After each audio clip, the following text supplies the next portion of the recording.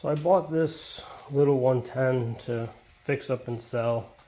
I bought it pretty much as you see it, it's tore apart, but it's all together. It's all complete. I have everything. I have the seat, I have the running boards, things like that. The guy I got it from said that he couldn't get sparks, so he bought a new wire and harness off Amazon, replaced everything, and still couldn't get spark. And I did some testing quick because I thought it was something, faulty, like maybe a CDI box coil, so I made that. This is one of my personal things. And what it is it's a harness that connects 3 wires off of the stator that I need. It's got a good CDI box, and it allows me to test the stator and make sure it's working properly. And then I can put, a different CDI box on off the 4-wheeler and test it to make sure the CDI box is working good, or use the coil off the 4-wheeler to make sure that's working good.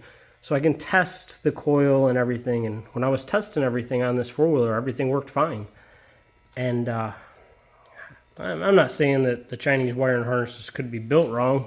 Anything is possible, but I got looking into it a little more, and I never really paid attention to it. But the plug for the CDI box, if I can get it apart one-handed. Anyways, the plug for the CDI box is normally always the same wires. You got your black, yellow, your red, your black, white, your green, your blue. And when I was looking at it, it didn't have those wires, and I was confused. They were all in different orders, and I realized that the kill switch wires have the same, they go up to the handlebars, have the same plug as the CDI box. So you can easily get them confused and plug the CDI box into the harness for the kill switch and plug the kill switch into the harness for the CDI box. Simply switch them, and boom, I had spark again.